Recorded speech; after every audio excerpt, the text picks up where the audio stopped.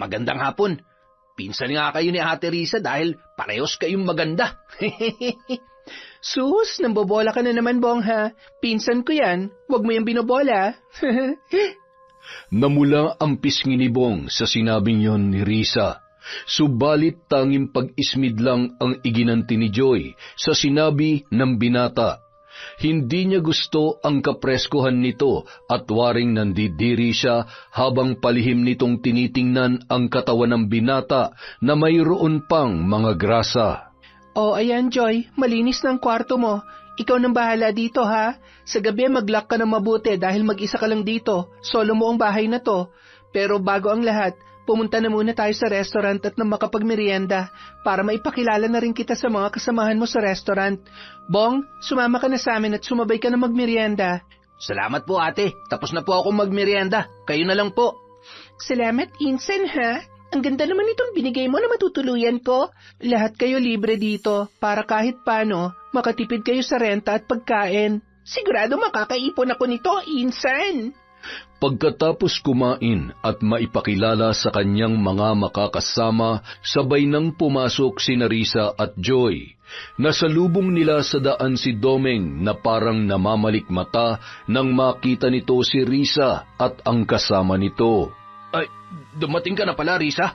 Ngayon lang ako nagising. Pasensya ka na, ha? Sa bahay na tayo mag-usap, Domeng. Si Joy nga pala pinsan ko. Bukas na siya magsisimula sa restaurant. Halos walang naintindihan si Domeng sa mga sinabi ni Risa sa kanya. Para siyang namagnet sa ganda ni Joy at umiral na naman ang pagkamanyakis nito sa mga sexing babae. Itong masarap ibahay at gastusan ng todo. Kagigil. Dibdib at legs pa lang, ulam na. Hoy, Domeng, may sinasabi ka? Ha? Ay, wala. Sige, bumalik na lang tayo sa bahay. Ngunit hindi inaasahan ni Domeng na makikipagkamay sa kanya si Joy. Lalo itong nakaramdam ng kakaiba dahil sa napakalambot na palad ng babae at bago bitawan ng dalaga ang kanyang kamay, 2 beses nitong pinisil ang kanyang palad na parabang may ipinapahiwatig sa lalaki. Nice to meet you po. Ikaw pala ang asawa ni Insan? Oo, ako nga. Mag-enjoy ka sana dito sa amin. Sigurado po na mag-enjoy ako dito. Siya nga pala, Insan. Gusto ko makabawi naman sa inyo mag-asawa. Ipagluluto ko kayo ng pinatuyong adobo na puti. Naku, na-miss ko yung ganyang klase ng adobo, ha? Pero sigurado ka ba? Baka pagod ka sa biyahe natin. Sa ibang araw mo na lang kami ipagluto. Nako, Insan, hindi ako pagod. Sige na, pumayag ka na para naman matikman din ang asawa mong luto ko na specialty ko. Parang celebration na rin sa pagdating ko dito. Uy, ngayon ko lang narinig ang ganyang klase ng adobo, ah. Mukhang masarap nga. Masarap talaga at hindi mo pagsasawaan. Nakita mo naman ang kalat ng bahay namin, pati ang kusina, di ba? Makakapagluto ka ba sa ganon? Ako nang bahala sa mga hugasin. Mabilis lang yon. Ay nako, sige na. Babalik lang ako sa restaurant at kukuha ko doon ng karning baboy sa freezer.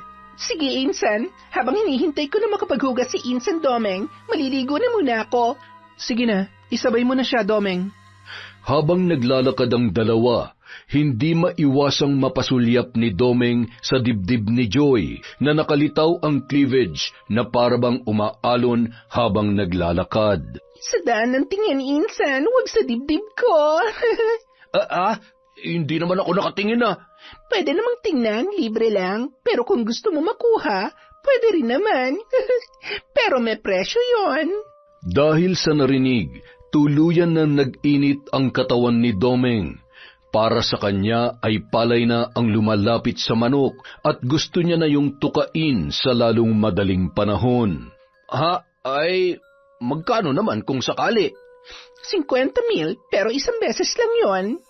Halos masamid ang lalaki sa sinabi ng dalaga. Napakamot ulo pa siya dahil ang buong akala niya ay nagbibiro lamang si Joy. Palabiro ko pala. Ang mahal naman. Hindi ako nagbibiro, Insan. Take it or leave it. Sige na. Pumasok ka na sa loob. Maghuhugas pa ako ng pinggan. Isang malagkit at mapang-akit na tingin lang ang isinagot ni Joy kay Domeng. Halos lumundag naman sa tuwa ang puso ng lalaki, hindi dahil sa mga tingin ng dalaga, kundi sa mga iniisip niyang kahalayan habang nakikita ang malulusog na dibdib ni Joy, pati na rin ang mapipintog na mga hita at napakagandang kurba ng bewang na binagayan pa ng malaporselanang kutis. Pagsapit naman ni Joy sa kanyang silid ay tuwang-tuwa ang dalaga. Hindi nga ako nagkamali. Mukhang maraming pera si ni Insan at halos maglaway sa akin ang asawa niya. Okay na rin ang pagtiyaga ng Domeng na yon. Pwede ko siyang kwartahan dahil mukhang paldo ang asawa ni Insan. Samantala, habang naghuhugas ng mga pinggan, ay napapaisip naman si Domeng sa mga ipinakikitang motibo ni Joy sa kanya. Hindi niya sukat akalain na kaya nitong ahasin ang kanyang asawa na pinsan lamang nito. Ngunit nagtatalo rin ang kanyang isip at hindi mawala sa kanyang imahinasyon ang figura ni Joy na halos ikabaliw niya na. Kailangan kong maangkin si Joy. Hindi ko pagsisisihan na ibigay sa kanya ang luho niya, basta maging akin lang siya.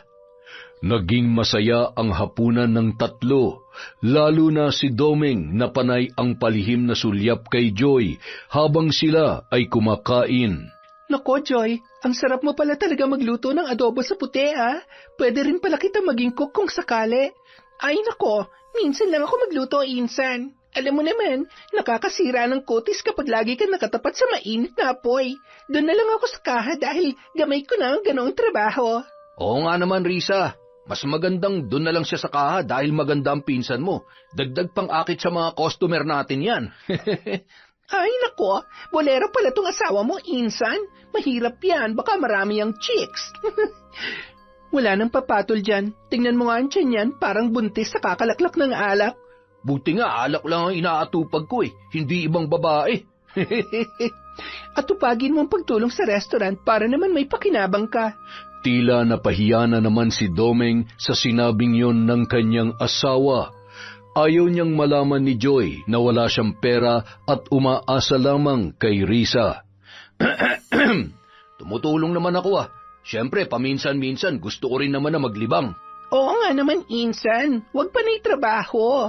Dapat nagre-relax din at nagpapahinga. Nako, kung alam mo lang, Joy, mahirap na magsalita. Hindi mo pa kilala yung si Domeng. Tama na nga yung ganyang usapan. Kung tapos na kayo, magliligpit na ako ng pinagkainan natin. Sige na, ako nang bahala dito. Milagro, ang sipag mo ngayon. Yan ang hirap sa pinsan mo, Joy. Kapag ayaw kong tumulong, nagagalit. Kapag tumutulong naman ako, ang dami pa rin sinasabi. Oy, awat na't baka mag-away pa kayo. Sige na't aalis na rin ako dahil bukas mag-uumpisa na ako magtrabaho. Sige na, Insan, magpahinga ka na. Salamat sa masarap na luto, Sa ulitin. Ay, sige, Joy. Salamat. Nabusog ako sa'yo. Sa niluto mo. Ang sarap. Nang makaalis si Joy, kinumpronta ni Domeng si Risa. Galit na galit yon sa kanyang asawa. Ikaw, Risa, sumusobra ka na talaga. Kahit konting respeto man lang. Kahit saan na lang, palagi mo na lang ako ipinapahiya. Bakit? Totoo naman ang sinabi ko, Wala kang ambag sa negosyo ko. Yabang mo? Bakit? Pinagkatiwalaan mo ba ako na humawak na negosyo mo? Tapos panay ang reklamo mo na wala akong naitutulong? Wala talaga akong tiwala sa'yo dahil tamad ka. Ayokong bumagsak ang mga negosyong pinaghirapan ko ng dahil sa'yo. Gano'n naman pala Di wag ka na rin magreklamo na wala akong maitulong sa'yo. At wag mong kalilimutan na kailangan mo na akong paswelduhin. Samantala, habang papasok si Joy sa kanyang tinutuluyan, bigla namang sumulpot si Bong. May dala yung isang pulumpon ng mga rosas. Nahihiya pa na magsalita at hindi makatingin ng diretsyo sa dalaga. Magandang gabi, Joy. Eto nga pala, para sa'yo. Pasensya ka na, Naistorbo ba kita? Hindi kaagad sumagot ang dalaga sa binata. Hinagod nito ng tingin si Bong mula ulo hanggang paa at matagal na tinitigan ang rosas na hawak nito. Alam mo, paprangkahin na kita, Huwag ka na magaksaya ng panahon na manligaw sa akin kasi ayoko sa lalaking mukhang dugyot at walang pera. Tingnan mo ang sarili mo. Kuko mo palang hindi mo na malinisan. Yuck! Baka malason ka niyan. Makain mo pati yung grasa na nakasiksik sa mga kuko mo. Sige na, napapagod na ako. Kailangan ko na magpahinga. Pabagsak na isinalya ni Joy ang pintuan, habang naiwan naman si Bong na nabigla at napahiya sa mga sinabi ng dalaga. Marahan itong napaupo sa isang tipak ng bato na naroroon at dahan-dahan nitong nilamukos ang dala niyang mga rosas.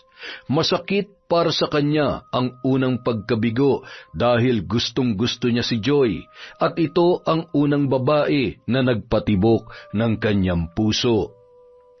Kinabukasan, maagang pumasok si Joy na ayos at kuntodo make-up. Halos mapanganga ang lahat ng kasamahan niya sa restaurant dahil mas lalo siyang gumanda. Tuwang-tuwa naman si Risa nang makita nito ang pinsan sa ganoong ayos. Wow! Ang ganda mo ngayon, Joy ah. Bagay pala sa'yo naka-makeup. Mas lalo kang gumanda. Sigurado marami tayong magiging customer na dadayo dito. Salamat, Insan. Yan nga ang plano ko eh. Ang dumami pa mga customers natin. Naku, mukhang hindi ako nagkamali sa'yo na maging cashier ko ah. May malasakit ka sa negosyo. Oo naman, Insan. Sino pa ba magmamalasakit sa'yo kundi mga kamag-anak mo rin?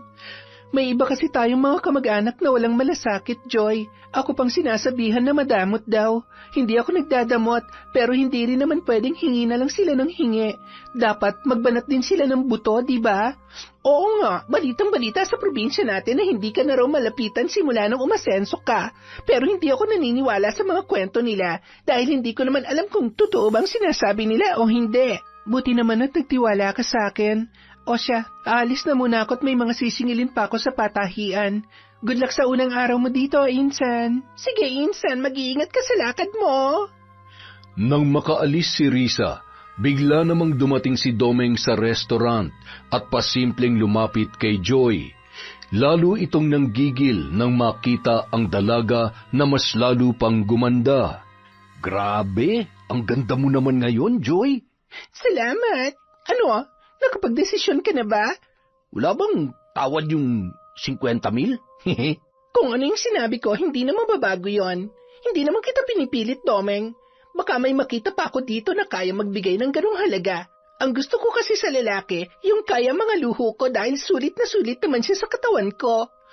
Mamayang gabi, pagkalabas mo dito, magkita tayo sa kanto. Sumimple ka lang para walang makahalata. Maghihintay ako sa iyo doon, ha? Hetong cellphone number ko. I-text mo lang ako kapag palabas ka na. Sige, hindi ka magsisisi, Domeng. Sobra-sobra ang pagtitiwala ni Risa sa kanyang pinsan. Ang hindi niya alam, inuumpisahan na nitong maging anay sa kanyang mga negosyo gamit ang kanyang asawa at ang pangungupit nito sa kaha ng kanyang restaurant nang hindi niya nahahalata. Sa loob ng isang araw, 3 hanggang 4 na beses kung mangupit si Joy. Ang modus niya, hindi niya pinapunch in sa cash register ng restaurant ang bayad ng mga customer na sa tingin niya ay nagmamadali. Mayroon siyang sariling resibo na peke at itinatago niya sa kanyang suot na apron at yun ang ginagamit niyang resibo. Sinasabi niya sa customer na nagloloko ang kanyang cash register, kaya mano-mano lang ang kanyang resibo. Hindi mahahalata ng customer na niloloko sila dahil tama naman ang suma total ng kanilang order. Ang lugi ay si Risa dahil ang mga in-order na pagkain na hindi pumasok sa cash register ay sa mismong kamay ni Joy na pupunta ang ibinayad. Malikot ang mga mata ng dalaga habang nakamasid sa mga customer na binibigyan niya ng pekeng resibo. Pagkatapos nilang kumain, agad nitong inuunahan ang waitress na maglinis ng mesa. Siya na ang nagliligpit ng mga pinggan at pasimple nitong kinukuha ang ginawa niyang resibo na kadalasan ay iniiwan na lang ng mga customer sa mesa. Kinagabihan, tuwang-tuwa si Joy nang mabilang niya ang nakupit na pera sa restaurant. Grabe, ang laki ng nakupit ko. Umabot din sa 7,855. Mas malaki pa sa sinusweldo ko sa isang araw. Diskarte lang talaga para magkapera. Pagkatapos magbilang, nagmamadali na siyang naligo para makipagkita kay Domeng. Kahit na hindi ko masikmura ang pagmumukha ng Domeng na yon, pagtitiisan ko na lang. Sayang din ang 50,000, paligo lang ang katapat nun. Hello, Domeng? Palabas na ako sa kanto. Nasaan ka na? Nandito na ako. Nakasakay ako sa taxi. Hinihintay kita. Habang nasa loob ng taxi, panay na ang himas ni Domeng sa mga hita ni Joy. Kanina pa yung nag-iinit habang hinihintay ang tawag ng dalaga. Hinayaan lang ni Joy ang ginagawa sa kanya ni Domeng sa ngalan ng malaking halaga. Pagdating sa motel, wala nang inaksayang oras si Domeng. Hayok na hayok yon sa napakagandang kurba ng katawan ng dalaga. Magdamag niya yung inangkin na parabang walang kapaguran. Nang mapagod, kusa rin yung tumigil. Nasaan yung pera? Ibigay mo na sa akin. Nanlalatang dinukwang ni Domeng ang bulsa ng kanyang pantalon at iniabot sa dalaga ang malaking halaga. Nagmamadali yung binilang ni Joy at tuwang-tuwa na may pasobrang 10,000 pa. Uy, salamat. Ang laki naman ng bonus mo sa akin. Napakagalante mo pala, Domeng. Kaya nga dapat sa akin ka lang maging loyal. Lahat ng gusto mo ibibigay ko. Sige, ganito na lang. Total, binigyan mo ako ng bonus. Ikaw naman, ang bobonusan ko. Sige nga. Yan, ganyan. Manghang-mangha ang lalaki sa galing ng dalaga na magpaligaya sa kama. Hindi niya naranasan yon kay Risa. Matapos ang kanilang pagpapakaligaya, parang ayaw na ni Domeng makipaghiwalay pa sa pinsan ng kanyang asawa. Joy, magsama na tayo. Iiwanan ko na si Risa. Ano ka ba? Mabibigyan mo ba ako ng sariling bahay at lupa, tsaka negosyo? Kayang-kaya ko yan. Maghintay ka lang para hindi makahalata ang pinsan mo. Sige, sabi mo yan, ha? Promise yan. Oo, promise yan. Paligayahin mo lang ulit ako ngayon. Sige, ako nang bahala sa'yo. Pero sa susunod na magkita ulit tayo, 50,000 ulit, ha? Huwag kang makipagkita sa akin na wala kang pera. Oo, walang problema. Sige na, simulan na ulit natin. Samantala, walang kamalay-malay si Risa na ninakawan siya ni Domeng ng malaking halaga na ibinigay nito sa kanyang pinsan na si Joy. Kampante siya dahil alam niyang hindi alam ni Domeng kung saan niya itinatago ang pera na nalilikom niya mula sa kanilang negosyo. Ang hindi niya alam, palihim na naglagay ng CCTV camera si Domeng sa kanilang silid upang malaman nito kung saan tinatago ni Risa ang pera na kanyang kinikita. 1 linggong nililikom ni Risa ang lahat ng pera na kinikita nila sa lahat ng kanilang negosyo. Tuwing Biyernes lang ng hapon niya ito dinedeposito sa bangko, kaya malayang nakakapagnakaw si Domeng ng malaking halaga. Sa wakas, malaki na rin ang naiipon kong pera para sa itatayo kong bagong negosyo. Maayos magtrabaho si Joy kaya sa kanya ko ipapahawak ang binabala kong spa at salon. Tsaka dahil maganda rin siya, marami siyang maaakit na customer. Halos umabot ng 2 buwan na walang napapansin si Risa na palaging ninanakawan ni Domeng ang iniipon niyang pera sa kanyang sikretong lagayan. Wala rin siyang kamalay-malay na ang ahas niyang pinsan ay patuloy sa pandaraya sa mga resibo na ginagamit nito sa mga customer ng restaurant. Isang gabi, habang magkasama sina Domeng at Joy sa loob ng motel, kinausap nito ng masinsinan ang lalaki. Akala ko may ibabahay mo na ako. Naiinip na ako, Domeng. Gusto ko na magkaroon ng sariling bahay at sasakyan. Huwag kang mainip, babe. May kausap na akong buyer sa isa naming lupa sa Naga. Sa aming 2 nakapangalan ng lupang yun. 3 milyon ang halaga ng lupa at kapag naibenta ko yun, magpapakalayo na tayong 2. Paano asawa mo? Siguradong hindi siya papayag na ibenta mo yan nang wala siyang share. Hindi niya malalaman yun. Basta ako nang bahala. Maghintay ka lang at mag-relax, ha? Pakis nga. Kaya mahal na mahal kita eh. Lahat ng gusto ko binibigay mo. Siyempre, mahal na mahal din kita eh. Kaya huwag ka mag-alala. Lahat gagawin ko para sa'yo. Alam mo namang baliw na baliw ako sa'yo eh. Ang buong akala ni Domeng magiging maayos at maganda na ang takbo ng relasyon niya kay Joy. Ngunit may isang tao na nagbabanta na sumira nito. Habang papalabas ng restaurant si Domeng, biglang lumitaw sa kanyang harapan si Karen. Galit na galit ang dalaga. Kumusta, Domeng? Talagang kinalimutan mo na ako, ano? Anong ginagawa mo dito? Di ba nakipaghiwalay na ako sa'yo? Oo, nakipaghiwalay ka kasi pinalitan mo ako na mas bata at mas maganda. Nakakahiya ka, Domeng. Pati pinsan ng asawa mo tinatalo mo. Wala kang ebidensya kaya manahimik ka.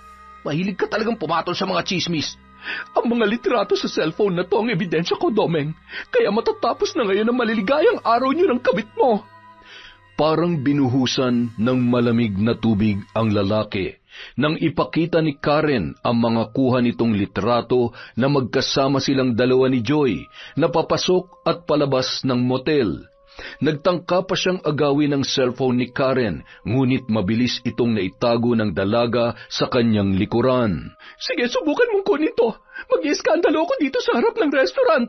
Magkano bang kailangan mo para burahin mo yan? 250,000 kapalit ng mga litratong to. Kung hindi ka tutupad sa usapan, makakarating to sa asawa mo. Ano ka ba naman, Karen? Saan naman ako kukuha ng ganyang kalaking halaga? Alam mo namang hirap na hirap nga ako mangupit kay Risa. Problema mo na yun, Domeng. Kayang-kaya mo ngang sundin ang mga luho ng bago mong kabit. Sige, ikaw din. Kapag nalaman ito ni Risa, tapos na ang maliligayang araw niyo ng kabit mo. O sige na. Sa Miyerkules, magkita tayo sa highway sa dulo ng bayan. Magbabayaran kami ng bayar ko ng lupa. Babayaran na kita.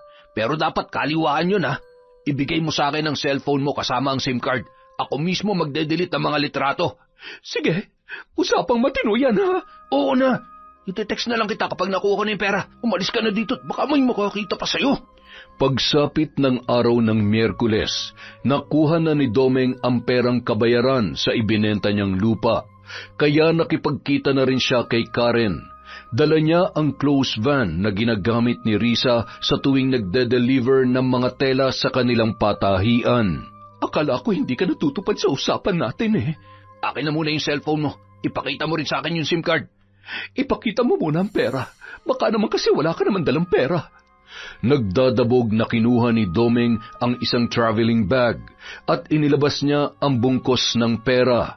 O yan, 250,000 yan. Akin na muna yung cellphone mo. Dali. Sige, sandali lang. Kunin mo na yung SIM card sa loob at ibigay mo na rin sa akin.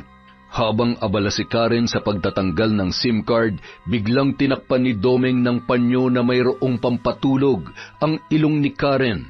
Kaya maya-maya nawalan na yon ng malay.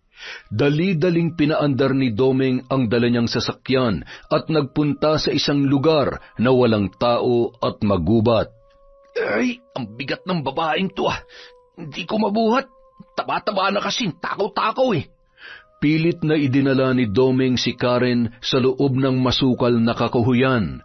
Inilapag niya ang katawan nito at kinuha ang alambre na kanyang dala. Tinitigan niya munang mabuti ang dati niyang kabit. Ang tigas kasi ng ulo mo, Karen. Binalaan na kita noon pa na wag mo akong bubukingin kay Risa. At lalong hindi ikaw ang sisira sa relasyon namin ni Joy. Iniangat ni Domeng ang ulo ng babae at ipinulupot niya ang alambre sa leeg ng kaawa-awang dalaga. Halos mangisay ang katawan ni Karen sa higpit ng pagkakasakal sa kanya ni Domeng. Lumawit din ang dila nito at halos lumuwa ang mga mata. Ilang minuto rin ang hinintay ni Domeng bago siya umalis sa kakahuyan. Siniguro niya muna na patay na si Karen. Pagbalik sa kanyang sasakyan, kinuha ni Domeng ang shoulder bag ng dalaga at inihagis yon sa damuhan. Ang cellphone naman at SIM card binasag niya gamit ang dalang martilyo at ibinalot sa isang plastik. Nagpunta siya sa tabing dagat at doon niya itinapon ang cellphone at SIM card ni Karen. Nung araw na yun, hindi na muna umuwi si Domeng sa kanilang bahay. Nag-check-in siya sa motel na madalas nilang pinupuntahan ni Joy. Hindi siya mapakali at nakaramdam ng pagkakonsensya sa ginawa niyang pagpatay kay Karen. Maya-maya, tumawag siya kay Joy at pinapupunta niya ang dalaga sa motel. Habang hinihintay si Joy, bumalik-balik sa kanyang ala-ala ang itsura ni Karen, habang sinasakal niya yon gamit ang alambre. Wala akong kasalanan. Kasalanan mo to, Karen. Ikaw may kagagawa ng kamatayan mo. Makalipas ang ilang oras, dumating na si Joy, bagong paligo at nagsuot ng sexing kasuotan. Ngunit napansin nito na walang gana si Domeng ni hindi niya tiningnan ang muka ng dalaga. Oh, bakit parang wala ka sa mood? Pagod lang ako. Ito nga palang 3 milyon na pinagbentahan ng lupa. Ikaw na muna magtago niyan at baka makita ni Risa kapag sa bahay ko pa yan nilagay. Halos lumuwa ang mga mata ng dalaga nang makita ang napakaraming pera.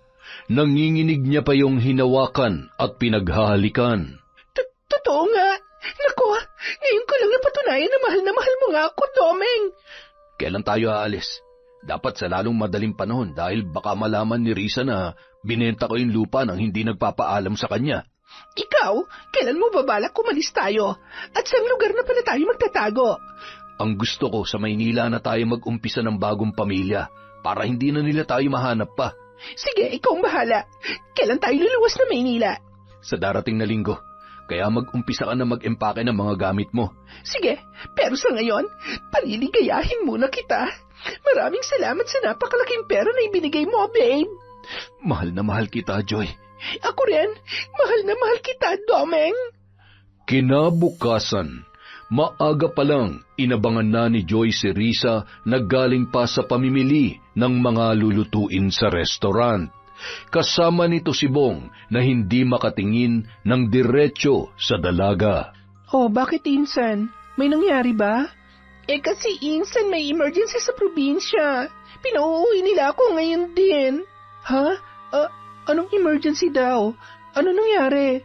Hindi sinabi sa akin Basta umuwi na raw ako kaagad. Ganun ba? Sige, mag-empake ka na at pupunta muna ako sa bahay. Ibibigay ko na sa yung sweldo mo. Teka, may ticket ka na ba sa eroplano? Ako nang bahala, Insan. Hindi naman peak season ngayon kaya makakabili ako agad ng ticket. Matapos makuha ang sweldo, nagmamadali nang umalis si Joy. Dala ang 3 milyong piso na ibinigay sa kanya ni Domeng. Hindi na muna siya kumuha ng tiket sa eroplano dahil natatakot siya na masundan ng lalaki. Pansamantala muna siyang nag-check-in sa isang hotel at plano niyang magpalipas doon ng ilang araw. Samantala, halos maibuga ni Domeng ang iniinom niyang kape nang malaman nito mula kay Risa na umuwi na ng probinsya si Joy at ni hindi man lang nagpaalam sa kanya. Ano? Bakit daw siya umuwi? May emergency daw sa kanila. Hindi naman daw sinabi sa kanya kung ano, basta pinauuwi lang siya. Ibinigay ko na nga ang lahat ng sweldo niya at pinasobrahan ko pa Ay, ganun ba? Baka nga may nangyari sa kanila. Hindi lang dinetalye sa kanya para hindi siya mataranta. Mamaya tatawagan ko nanay niya. Tatanungin ko kung nakarating na ba siya sa Negros. Kahit ako tuloy kinakabahan mabuti pa nga. Baka kailangan nila ng tulong. Sige na, lalabas lang ako sandali at maninigarilyo. Nang makalabas ng bahay, agad nitong tinawagan ang numero ni Joy. Laking gulat niya nang masiguro nito na binlock na nga siya ng dalaga. Hayop ka, Joy. Napakasama mo. Tinangay mo ang pera ko tapos tatakasan mo lang pala ako. Halos manlumo sa isang tabi ang lalaki. Hindi niya mailabas ang galit sa dalaga at hindi niya masabi kay Risa ang ginawa ng pinsan nito sa kanya dahil alam niyang mapapalaya siya nito sa kanilang bahay. Ngunit maya-maya pa, nakaisip siya ng paraan kung paano makokontak si Joy. Akala mo hindi na kita makokontak ha? Maraming bagong SIM na mabibili, Joy. Hello, sino to? Hayop ka! Napakasinungaling mo! Magnanakaw! Hindi pa man natatapos magsalita si Domeng sa kabilang linya, pinagsarhan na siya ni Joy ng telepono. Nang tawagan niya ulit ang dalaga, nakablock na naman ang kanyang bagong SIM. Humanda ka sa akin, Joy. Kahit saan ka magtago, hahanapin kita. Ilang araw ang lumipas. Umuwing nagwawala si Risa at galit na galit nitong hinarap ang kanyang asawang si Domeng. Walang hiya ka? Binenta mo ang lupa natin na hindi nagpapaalam sa akin? Ano bang pinagsasasabi mo dyan? Hindi ko nga alam kung saan mo tinatago ang mga titulo natin tapos pagbibintangan mo ako. Huwag ka na magsinungaling, Domeng. Ikaw ang nakapirma dito sa deed of sale. Wala nga akong alam dyan. Kung may pumirma man dyan, baka pineke ang pirma ko. Ikaw lang ang nakakaalam kung saan mo nilalagay ang mga titulo ng lahat ng lupa natin. Kaya wag mo akong pagbibintangan. Walang nagawa ang galit ni Risa sa asawa dahil sa kabilang banda, may katwiran din naman si Domeng na siya lang ang nakakaalam kung saan niya tinatago ang mga titulo at pera. Kung sino man ang kumuha ng titulong yon, pagsisisihan niya ang ginawa niya. Kinabukasan, maagang umalis si Risa sa kanilang bahay. Hindi na nito ginising pa ang kanyang asawa. Nagpunta siya sa kabilang bayan upang hanapin ang kilala niyang mambabarang. Hindi ko po alam kung sinong kumuha ng titulo namin, Ka Tonyo. Kayo na po ang bahalang magparusa kung sino man siya. Sige, huwag kang mag-alala, Risa. Pero sigurado ka ba? Baka naman ang asawa mo lamang ang kumuha.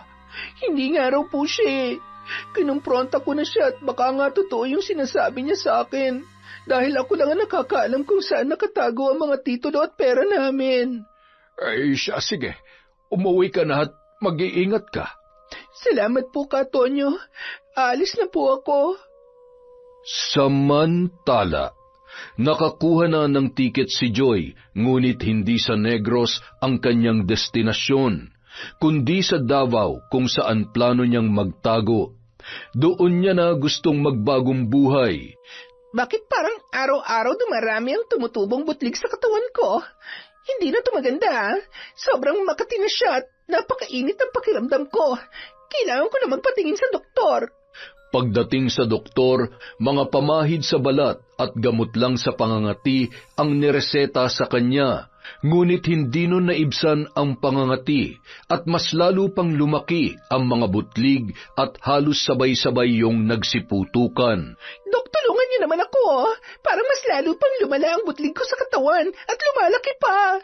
Hindi ko na rin pumati sa mabahong amoy na lumalabas sa mga pumutok na butlig. Ngunit nabigo pa rin ang doktor na pagalingin si Joy. Kung saan-saan na siya nagpatingin, ngunit parang mas lumalala pa ang kanyang kalagayan. Ang dating malaporselanang balat at sexing katawan ng babae ay nagmistula ng isang taong may ketong sa dami ng sugat nito sa katawan. Hindi na rin makalabas ng bahay ang dalaga dahil sa pinandidirihan na siya ng lahat ng tao. Diyos ko naman, ito na yata ang karma ko sa mga pinaggagawa ko sa buhay ko. Patawarin niyo po ako. Napakalaki ng naging kasalanan ko sa pinsan kong si Risa at kay Domeng. Samantala, sa bahay ni na Domeng, ganoon din ang nangyari sa kanya. Napuno rin ng butlig ang buo niyang katawan at hindi makapaniwala si Risa sa napakabilis na pagkalat at paglaki ng mga yon. Halos magtakip na ng ilong si Risa dahil sa nalalanghap niyang mabahong amoy na nagmumula sa mga katas ng pumutok na butlig sa katawan ng kanyang asawa. Domeng, bakit? Ano nangyari sa'yo? Diyos ko! Ikaw ba nagnakaw ng titulo ng lupa natin at ikaw ang tinablan ng barang? Risa, ikaw pala nagpabarang sa akin. Patawarin mo ako. Nagsinungaling ako sa iyo. Bakit kasi hindi ka nagtapat sa akin? Maraming beses na ako nagtatanong kung sino nagnakaw pero wala kang sinasabi. Pwede bang bawiin mo ang barang sa akin? Risa, hindi ko na kaya. Ewan ko kung mababawi ko pa. Napakawalang hiya mo kasi. Karma ang tawag dyan. Huwag mo na akong pahirapan pa. Parang awa mo na. Hindi ko na kayang sakit. Patawarin mo na ako, Risa. Mapapatawad lang kita kung sasabihin mo sa akin kung saan mo dinala ang 3 milyon na pinagbentahan ng lupa natin. Kay Joy napunta ang pera. Tinakasan niya ako. Ano? Si Joy na pinsan ko? Hoy, huwag kang magsinungaling. Mamamatay ka na lang, nagsisinungaling ka pa rin. Hindi ako nagsisinungaling, Risa. Naging kabit ko si Joy at plano na sana naming magpakalayo-layo. Pero inutakan niya ako at itinakas niya ang pinagbentahan ng lupa natin. Tila nabingi si Risa sa kanyang narinig mula sa asawang si Domeng. Hindi niya sukat akalain na magagawa ni Joy ang lahat sa kabila ng tiwala na ibinigay niya sa dalaga. Napakawalang hiya ninyo. Ginawa niyo akong tanga sa loob ng mahabang panahon. Dali-daling kinuha ni Risa ang kanyang cellphone at tinawagan ang kanyang tiyahin na nanay ni Joy. Hello, Chang. Nandyan po ba si Joy? Malaki ang atraso sa akin ng anak ninyo. Gusto ko siya makausap ngayon din. Ay, bakit? Ano bang ginawa ni Joy sa'yo? Bukas pa darating ang kanyang bangkay mula sa Davao. Ang sabi, kinulam daw ang pinsan mo dahil punong-puno ng sugat ang kanyang katawan. Kung may atraso man siya sa'yo, patawarin mo na lamang sana siya. Wala na si Joy. Chang, huwag kayo magsinungaling sa akin. Gusto ko makausap si Joy. Bakit naman ako magsisinungaling sa'yo, Risa? Mamaya, kapag dumating ang bangkay niya, pakukunan ko ng litrato para maniwala ka na patay na siya. Nanlalata ang pakiramdam na bumalik sa silid ni Domeng si Riza nang malaman nito ang nangyari sa kanyang pinsan. Hindi niya akalain na tatablan din ito ng barang. Ngunit mas lalo siyang nagulat dahil pagpasok niya sa kanilang silid ay patay na rin ang kanyang asawa. Yon! Thank you po ulit sa walang sawang pagsuporta sa Kwentong Enteng. Pasensya na po ulit. Sa susunod na video na po ulit ang shoutout natin. Sobrang dami lang pong ginagawa ni Enteng ngayon. Maraming salamat po sa walang sawang pagsuporta sa Kwentong Enteng.